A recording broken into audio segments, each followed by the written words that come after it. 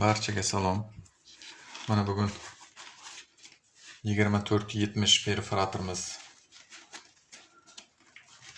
burada chiqarmayapti. Ushlab qo'ygan.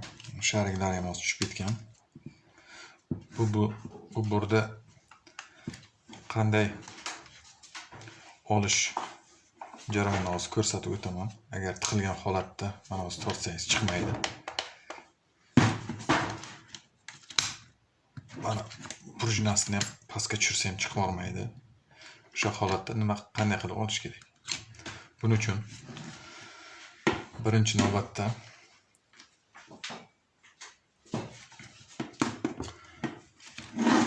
sho'tka turadigan taraflarini yechib, sho'tkani yakirdan ko'tarib olamiz. Bu holatlar yechilib, sho'tka ko'tarilib olinadi. Keyin oldi taraf chiqariladi. Mana hozir sho'tka tarafini ko'tarib oldik. Mana bu sho'tkani prujinalarini bu tomonga qilib, yakirni harakatga keltiradigan qora sho'tkalarni tepaga ko'tarib oldik. Endi bu tomonni yechib olamiz. Bu tomonni yechib olamiz, to'rtalasini.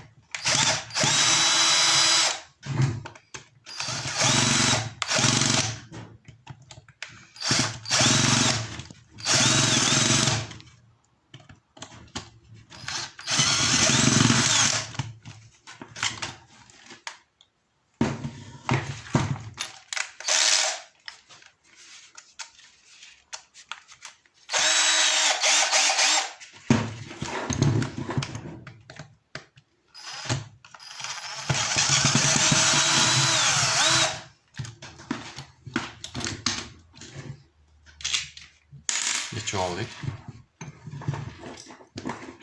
Hozir yana ikkita tomoni qoldi.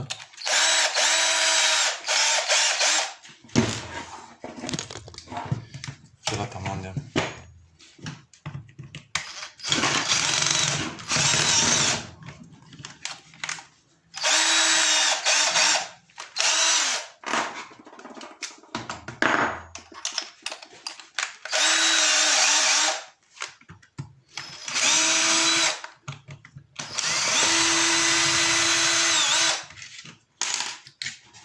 yechib oldik.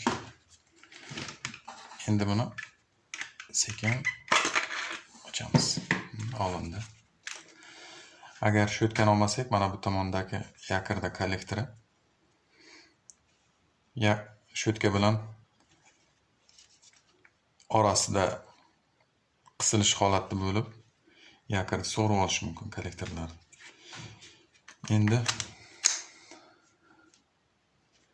Endi buni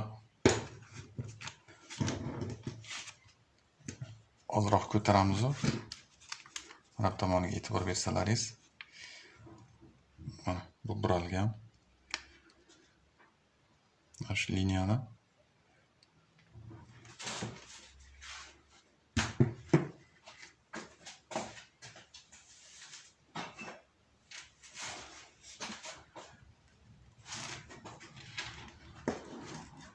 uch qismidan uramiz.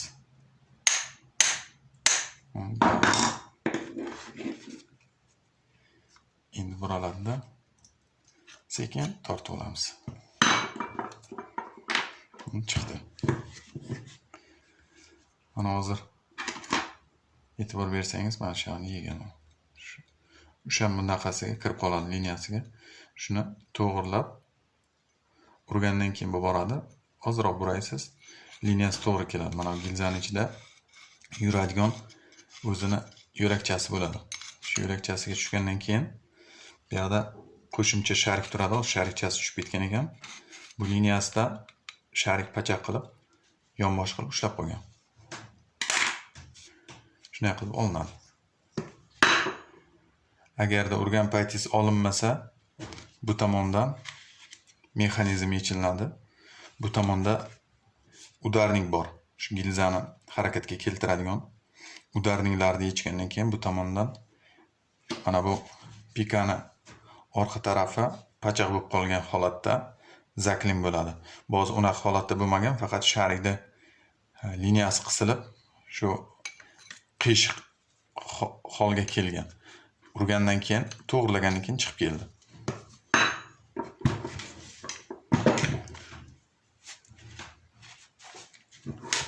Hammaga rahmat. Sog' bo'linglar.